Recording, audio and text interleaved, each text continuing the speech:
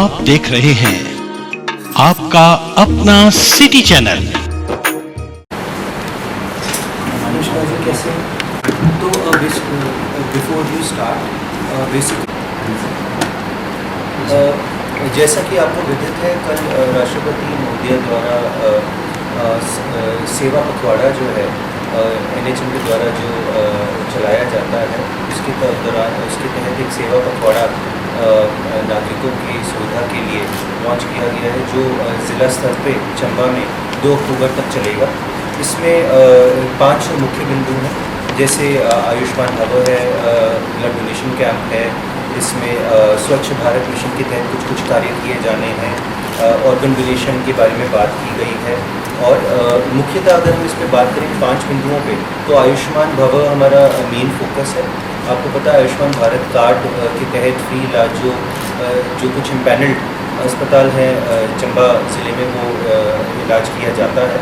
तो उसमें मुख्य एक जो आयुष्मान भव के तहत किया जाना है वो है कि डोर टू डोर स्वास्थ्य विभाग इसके साथ में जो आशास हैं, आंगनबाड़ी वर्कर्स हैं, आयुर्वेदा के फार्मासिस्ट हैं, अन्य जो भी इसमें टीम्स बना के 600 से अधिक टीम्स मंडे से फ्राइडे 2 अक्टूबर तक डोर टू डोर जाके इसमें लोगों से मिलेंगे। और साथ में जो आयुष्मान पोर्टल के लिए एक KYC रजिस्ट्रेशन होना है, बेसिकली जो पर्टिकुलर्स हैं बेनिफिशियरी के वो इसमें नोट किए जाएंगे, ताकि जो लेफ़्ट आउट वोटर हैं, जो लेफ़्ट आउट नागरिक हैं जिनके आयुष्मान कार्ड नहीं बने हैं, वो बन सकें।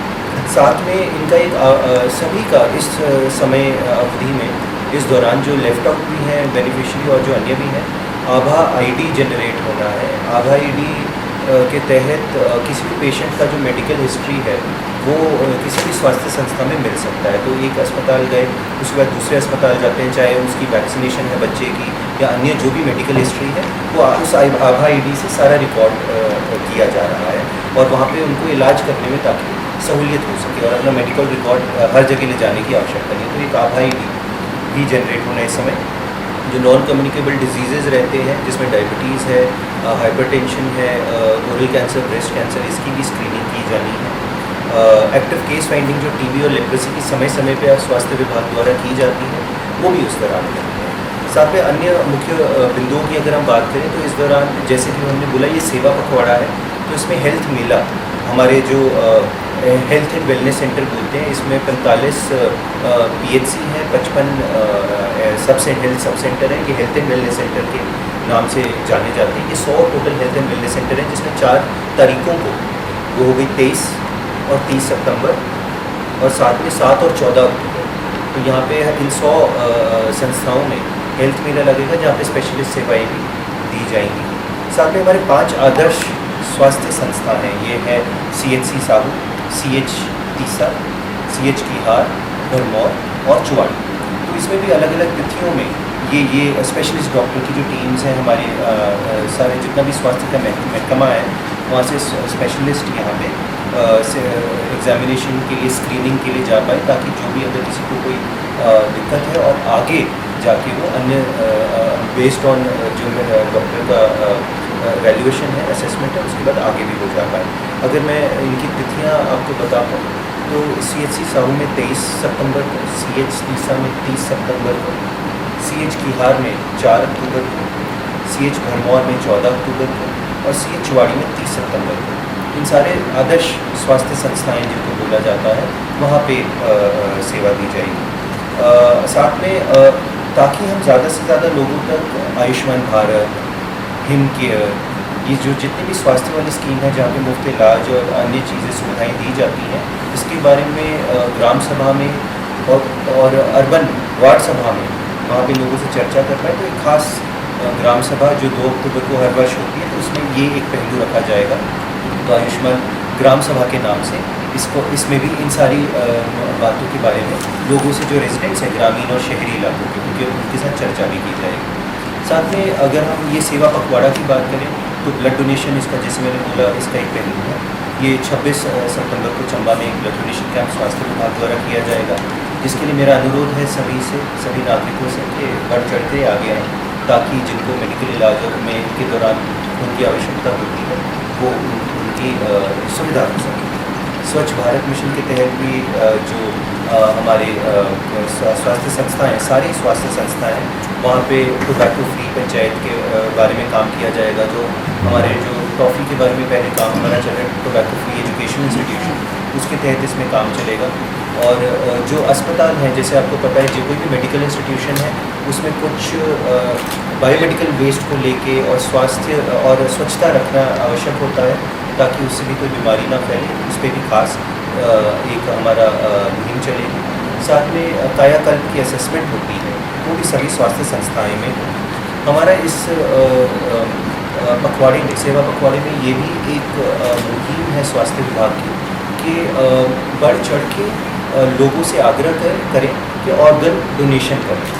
तो 2 अक्टूबर को एक खासा ज़िले भर में ऑर्गन डोनेशन का प्लेज भी लिया जाएगा। और ये सिर्फ प्लेज तक सीमित नहीं रहेगा कि हम सब शपथ ले रहे हैं।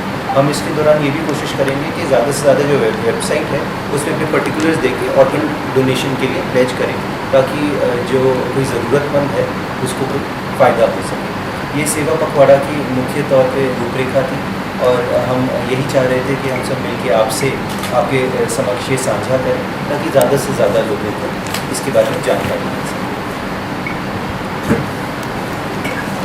टारगेट रखा है कोई?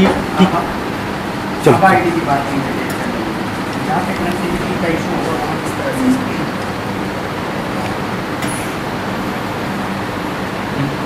से अब आईडी का ऐसा है ना कि उसमें जहाँ हमारी CHO पोस्टेड है, और जैसे हमारा मेला लगेंगे ये उस 100 इंस्टीट्यूशन में, तो वहाँ जो भी हमारा अब जो है जनरेशन उसकी होती है, कनेक्टिविटी की वजह से प्रॉब्लम उसकी, तो उसके पर्टिकुलर्स हम नोट करके जो है बाद में भी उसको अपडेट कर सकते हैं।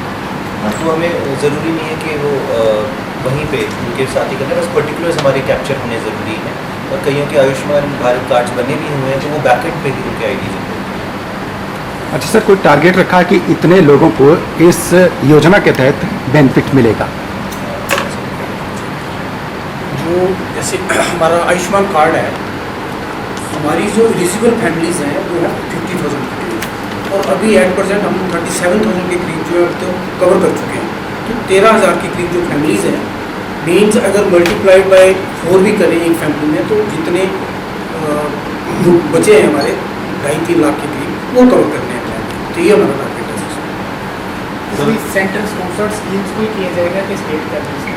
हाँ, इसमें खैर जैसे मैंने पहले आपसे जिक्र किया कि हिमकेयर, सहारा योजना भी ऐसी योजना है जो आयुष्मान भारत में नहीं कवर होता, उनको भी इसमें लेने का प्रयत्न किया है। तो हमारा हेल्थ विभाग का ये भी टारगेट है कि ज़्यादा से ज़्यादा हम सहारा योजना में लोगों को कवर करें, और ज़्यादा से ज़्यादा हिमकेयर योजना में भी लोगों को कवर करें।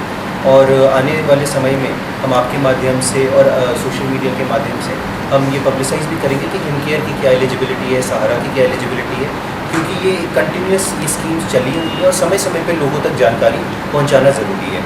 हो सकता है किसी समय पे किसी परिवार को इन किसी भी स्कीम का कोई आवश्यकता नहीं लगी, बट आने वाले समय में आपके भी ध्यान में ऐसे लोग आते हैं जिनको जो स्कीम में किसी में एनरोल होते हैं तो वो फ़ायदा उठा सकते थे इसकी मेडिकल केयर का। तो वो हमारा यही कोशिश रहती है कि ज़्यादा से ज़्यादा इन स्कीम्स में लोगों को एनरोल कराएं, क्योंकि उचित इसमें व्यवस्थाएं तीनों स्कीम्स के तहत हैं। सर, कोई विशेष काउंटर भी लगाए जाएंगे विभाग द्वारा? ये सारी तो डोर टू डोर जा के कर रहे हैं, तो वही विशेष है। इसमें ऐसा जैसे 17 सितंबर से लेकर 2 अक्टूबर तक ये पखवाड़ा चलेगा। इसमें जो सोमवार से लेकर शुक्रवार तक ये डोर टू डोर एक्टिविटी होगी। उसके बाद एवरी सैटरडे 4 सैटरडे जो आएंगे उसमें हमारे जो हेल्थ वेलनेस सेंटर है, चाहे वो सब सेंटर है चाहे PSC 100 के करीब है, वहाँ मेला लगेगा, वहाँ हेल्थ मेला होगा। उसमें आभा कार्ड भी बनेंगे, उसमें IC भी होगी, जैसे जिस साहब ने बताया।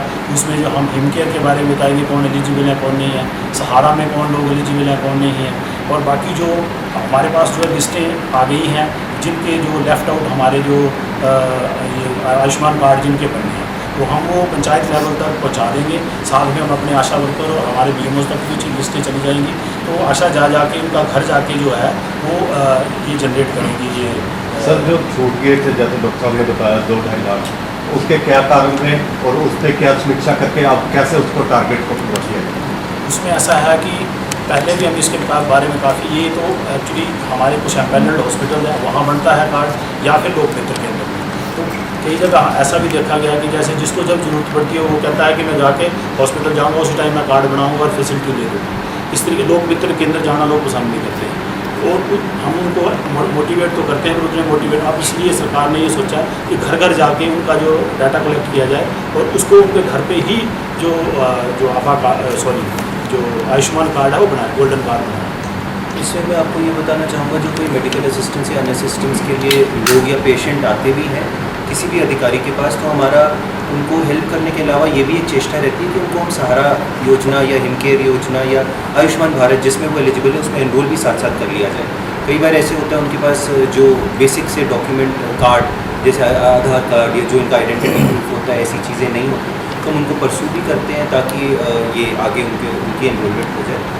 साथ में जैसे इन्होंने बताया, इस बार डोर टू डोर जाके हमारा प्रयत्न है कि डोर टू डोर जाएं और ज़्यादा से ज़्यादा आईसी करने के लिए या उन एलिजिबल बट जिन्होंने एनरोल नहीं किया है आयुष्मान भारत में, उनकी हमारे पास क्योंकि डेटा है, वो सभी जो पंचायत के चुने हुए प्रतिनिधि हैं और पंचायत लेवल तक जो पंचायती राज वाला हमारा सारा महकमा है, उनके माध्यम से उनको रीच आउट किया जाए कि कृपया करके इस सेवा पखवाड़े में आप भाग लें ताकि आपकी एनरोलमेंट की जा सके। और जब आपके कोई घर आए तो उनके साथ कोऑपरेट करें और उनको नेसेसरी दस्तावेज़ दे दें ताकि आपकी एनरोलमेंट आसानी से हो जाए।